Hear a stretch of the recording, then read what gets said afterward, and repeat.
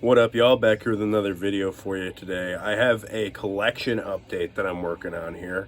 And like I said a couple videos ago, I kind of wanted to focus a little better during my collection updates and not show, a stack of 40 CDs at once. Because honestly, I do it because I have this thing in my brain where I want to turn this over as quickly as possible so I don't sit there and chit chat for no good reason.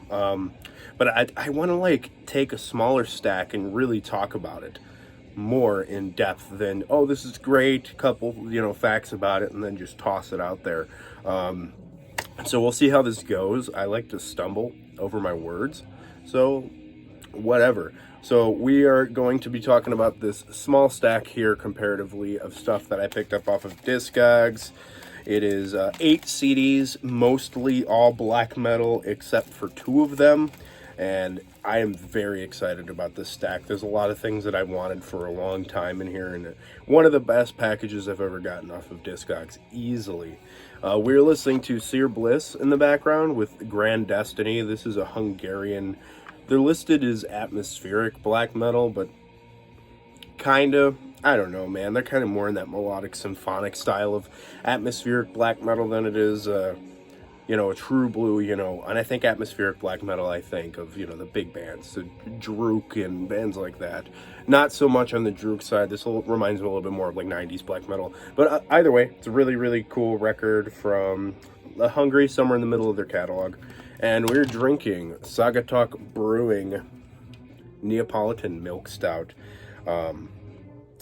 Yeah, it's one of my wife's beers that she's just left sitting in the fridge for months now, so I'm just getting rid of it. Nostrovia.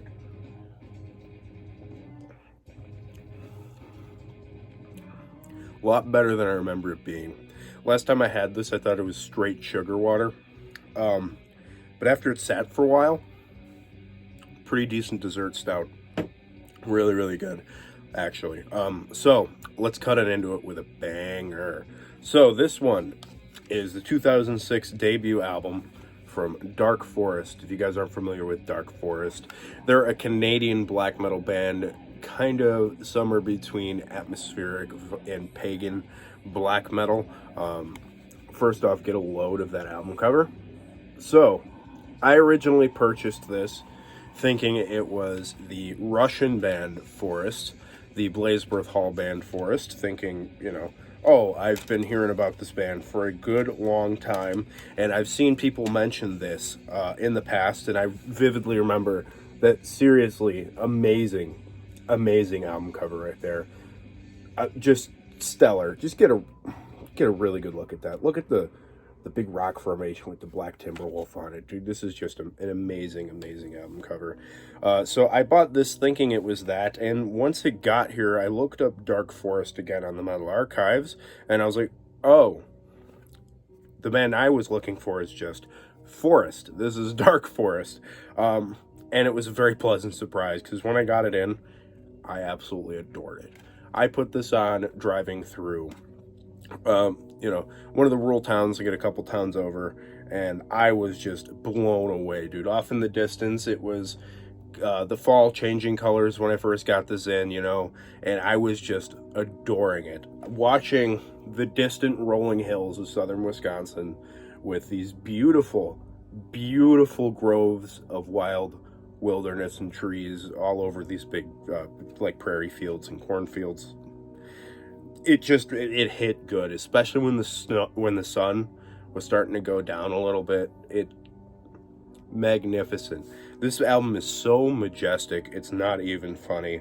So the whole time you're listening to it, you really pick up on your kind of Norwegian Viking-ish black metal bands, more of your Vindir and things like that, and Enslaved. Stylistically, it's very, very melodic. It's got a lot of multi-layered instrumentals going on the whole time. It's a very, very good record in that sense, because it's very complex. There's a lot going on.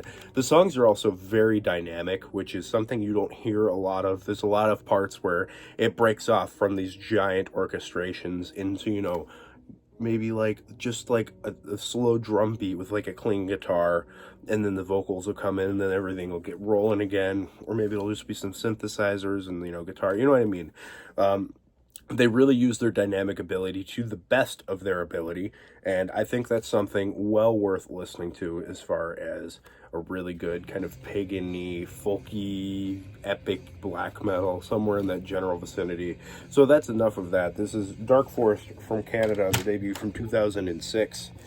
Next is a stellar German black metal album that I picked up. Also something that I wanted for a long time. And it is their second record, Das Marken vom Schnee, something like that, from 2008, and this is Brocken Moon. I used to think it was Broken Moon.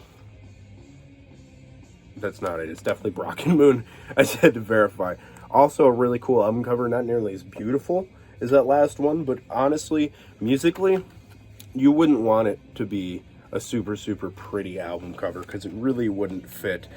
So in typical German fashion, it kind of mixes its own style up out of a bunch of different styles of black metal. So this one, I was really kind of feeling it was somewhere put between the first two Satyricon albums and Vigrid, who's also a German band, and it's a very Burzum-y band. And this band kind of really comes between that, you know, the first, maybe like Deathsum Ingangvar era Burzum, Vigrid, and like the Shadow Throne, or maybe even a little bit more of a Dark Medieval Times era of Satyricon. You kind of mix that all up into a pot, and you get this really, really stellar German black metal album. The attitude on it is distinctly German. The way that they do it, I don't know if you guys listen to that much German black metal, but if you do, if you're very familiar, there's a style to it. There's a noticeable style in the scene of German black metal, and this is really, really it to a T. This is another band that uses their dynamics really, really well, and all of their different influences are kind of shown throughout this. There's parts of this that are kind of DSBM, but there's also parts of this that are more like a Horna song, you know, where it kind of gets like a D-beat punk feel to it with some really good hyper melodic riffs. But there's also one thing that I do have to complain about this album, and it's the final track. The tracks aren't listed on the back, they're just listed as Roman numerals, and I believe the last track is 7, and it is way too long. It is an instrumental track that is over 20 minutes, and almost the whole time it is synthesizer and a clean guitar playing nearly the same thing for 20 minutes. If that wasn't 20 minutes, maybe if it was, I could stomach that for like 10 minutes or something, and I'm glad they tacked it on the end, because you don't have to listen to it if you don't want to. Now, I stomached that full instrumental twice before being able to talk about this on this video, and I can honestly say, listen to like 10 minutes of it, 5-10 minutes of it, and then you can turn the record off, because you're not missing anything that you didn't already hear for the past 5 or 10 minutes. But the whole beginning of the record, everything before that, is literally perfect black metal. Lots and lots of start-stop parts, clean guitars, shrieky vocals, as well as like a traditional black metal yell. You know, they kind of have the shrieky, kind of Burzum-y DSBM thing going on, as well as your traditional black metal. So I really appreciate a more diverse vocal profile for something like this, because the music in itself is so diverse within the style of black metal in itself. Really, really stellar album. Check out Broken Moon if you have not. Next, we're going to derive a little bit out of the black metal here. This is Toward the Twilight by Nightingales. This is something I've wanted for a long time, and I just never got around to buying it, and I almost didn't buy it again. But when I placed my order, I was planning on purchasing the debut Nasty Savage self-titled, and the guy messaged me that he had sold it already and just didn't take it off his listing on the Discogs page. It's like, what else do you want? And I was like, well, I took this out of my cart last minute to just bring the price down. So I added this back in, and it was really, really well worth it. Now, I wish I still got the Nasty Savage, but that's mostly because it's really hard to find, and this isn't super hard to find. So if you're not familiar, this is a German melodic death metal album. Digipack reissue, limited to 2,000 copies. I have number 407. Relatively low number, very cool. And a really, really awesome album cover. I think that looks really nice. It fits really well. This is their debut from 1997. So as far as I know, this is like everybody's favorite Nightingales record. So I don't know what the deal is, but it also comes with the Seal-like EP from 1996 tacked onto the end, which I truly do appreciate because I basically have all the Nightingale stuff I really care to after purchasing this digipack. So this kind of rides in the at the gates camp of melodic death metal. It's a little quicker. It doesn't kind of derive into a slower atmosphere like the melodic death metal I tend to prefer does, but I do really like, you know, the quicker melodic death metal sometimes too. And all around, the choice of melodicism is distinctly not super Swedish. It sounds kind of Swedish, but it kind of reminds me a little bit more of like the choice of melody you get in like Nachachwin, where it is distinctly different compared to what you will usually hear. And I imagine they probably like this record because it's very neoclassical in some parts. It has a lot of very intricate guitar work. It's a very entertaining record to listen to. And all around, I really think it's a stellar piece of melodic death metal. If you ever see this, pick it up if you don't have it. If you're a fan of any of like the Dan Swano projects, I could absolutely see you being a big fan of this Nightingales record. All around, well worth whatever it was I paid for it. I don't remember. This is a Metal Mind reissue as well, so it's around. Get a hold of that if you can. Next, we're going back to black metal, and we're going to Norway now again. Actually, we're going to Norway for the first time in this video. I don't know how to say this one, but it is Fran Undergarden, I don't know. But it's the second record from Campfire, and this is a band I have absolutely neglected over the years of me loving black metal.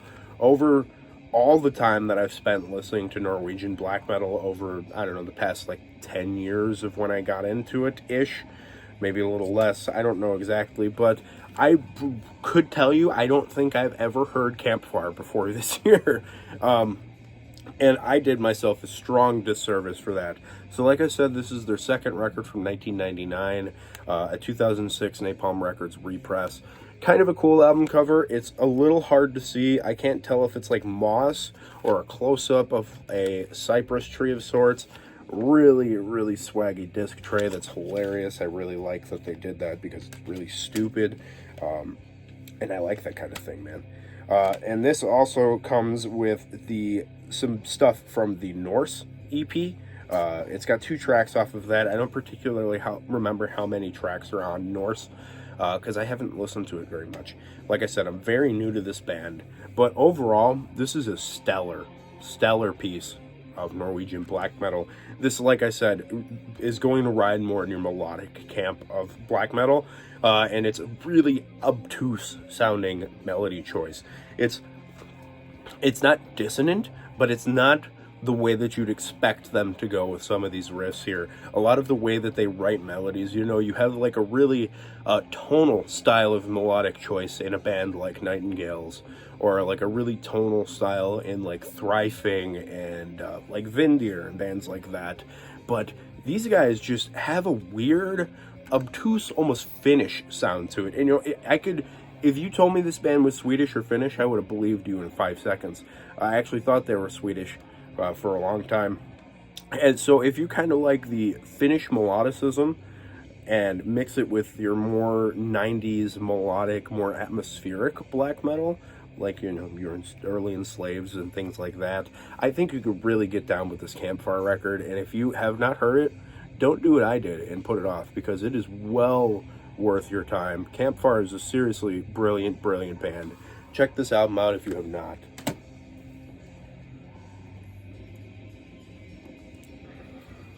Alright, I got 3 records from Druk here. I'm starting to fill in my whole catalog on Druk material. I have the debut, Forgotten Legends, from 2003. This is killer. This is this amazing piece of black metal. I absolutely love the first 4 Druk records, like top tier black metal for me. Particularly Blood in Our Wells. And this is not quite as realized as Blood in Our Wells is, but obviously for a debut, it is just brilliant. These guys really had a style that, I don't know, it kind of spearheaded the whole atmospheric black metal movement as like being, this is going to be atmospheric black metal intentionally. Because obviously a lot of the bands had very dense atmospheres earlier on in the 90s and things like that. But these guys really took the, the Norse black metal style and added a flavor to it that is distinctly Eastern European. I think that's something Druk does a really good job of, doing their things like that. And this is a pretty raw recording, but it's not like harsh on the ears raw. It is just kind of very trebly, a little staticky, but not like, not like a raw black metal record. You know what I mean? All around, it's a great atmospheric black metal record. I don't want to spend too much time on each of these because I am going to be talking about Druk for 3 CDs in a row. And this is their 5th album, Songs of Grief and Solitude. This is the one that came out right after Blood in Our Wells, which is number 4. And this is great. This is not a black metal record at all. This is a neo-folk album, I would probably call it. A very, very well put together neo-folk album, I might add. All around, it's a really, really pretty atmosphere, and it's very somber. Something about it just kind of has a melancholy to it that is unmatched. It kind of reminds me of like frontier life of a peasant back in the 1400s, I would imagine. Obviously, couldn't have known what that was actually like, but it's kind of what I imagine it was like. It's very pretty. It doesn't have like a bard-like effect. There's no singing and storytelling and things like that. It's just traditional instruments, mostly a lot of acoustic guitars, but there's definitely some other random instruments that I'm not particularly familiar with the name of, let alone in the native Ukrainian tongue. But all around, it's a really pretty dense atmosphere, and it's a good chill listen. If you want to go for a walk in the woods or something like that, this would be a nice one to have just like one headphone in and the other one is like birds chirping as you're walking down a wooded trail or something like that. I think it would fit really well. Nice and tranquil, but there's a bitter melancholy to it, I mean, it's just, it's an experience. It's hard to like really tell you what the feeling of a record is in particularly, but it's a great neo-folk record if you're ever in the mood for something that's still really atmospheric but a lot more chill. And this is their 6th record, the first black metal record after that one. This is Estrangement from 2007, I believe. That one was 06, I think. So this is a pretty good record. It maintains a similar spirit to what was going on earlier in the Druk catalog, but there's a weird tonality to it. And one thing I find really, really weird in atmospheric black metal is the introduction of guitar solos, and that is something that is on here. It's very odd. I don't particularly remember which song it is, but I think it might be Skies at Our Feet might have it, or Where Horizons End. But there's a guitar solo in it, and it's noticeably a pentatonic solo. And if you don't know what that means, basically the pentatonic scale is the same scale that it would be a blues scale that doesn't have a flat 4 and a flat 7 in it. And I feel like this sounds like a blues solo over a really atmospheric black metal record, and it really doesn't contrast as well as they probably thought it did. I think it sounds a little awkward, a little out of the ordinary. It doesn't feel like it belongs there. It sounds like, a guy who really likes to play some blues who just got like brought in for a live show to play a solo in the middle of an instrumental section while they're playing their atmospheric black metal. It's very odd. That's pretty much my only real complaint that I have about this record. Other than that, it's just a solid atmospheric black metal record. All around, solid stuff. Not a top. Honestly, my top 5 is going to be the first 5 Druk records, but this is a pretty decent one. It's definitely comparable, but not as good, if you get what I mean by that. I got one more for you. This is Cedar with Gununga Gap, which is a mouthful of a album title. I don't really know what that's supposed to mean, but it's funny sounding, so I like that. And this is an American atmospheric spacey doom death album. And if you guys are familiar with this, Austin Lunn seems to be the primary voice behind this band, and he is brilliant in every sense of the word. Everything Austin Lunn has ever put his music to, I have liked. I've literally never found something he's done that I didn't like, and this is no exception. So this is 2 discs. It's one album split onto 2 discs, which I don't really know what the deal is with that. I don't think that this album is exceptionally long, so I'm not particularly sure why they did that. But absent-mindedly, I put this in on disc 2 on my first listen through, and then I listened to disc 2 and then disc 1, and then I re-listened to disc 1 and then disc 2. And honestly, I like the flow of having disc 2 first, to be completely honest with you. The Red Planet Rises is a really, really solid track. So if you haven't heard this, it's kind of really one of a kind. It's kind of ambient, but in a spacey sense. Like really expansive synthesizers and stuff like that. And the intro to the album is really, really cool. It's kind of got the spacey synthesizer, and somebody's playing, it doesn't sound like a traditional flute that you hear in, European derived music. It sounds like a Native American style flute, which I am a sucker for. I absolutely love the sound of traditional Native instruments. I actually have a world music section like down here, and there are several Native American flute albums just sitting there. I also have tapes of it too, because sometimes that's all you can find. I absolutely love the sound of that, and to have it on a doomy death metal record with tons and tons of spacey, expansive keyboard sections with that, it's really the only time that it pops up as the intro to the album. It's amazing.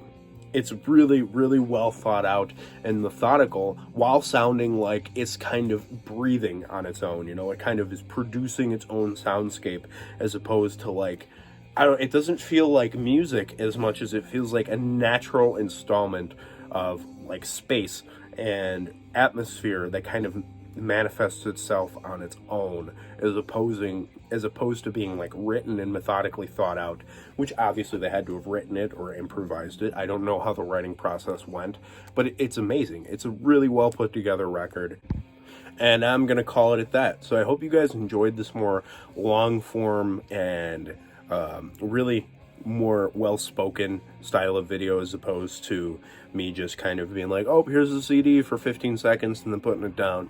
If you guys prefer that, let me know in the comments. I will continue to do it more that way, and maybe split up something that's like 15 CDs into 2 parts. But yeah, let me know. I'll catch y'all on the next one. Keep it greasy.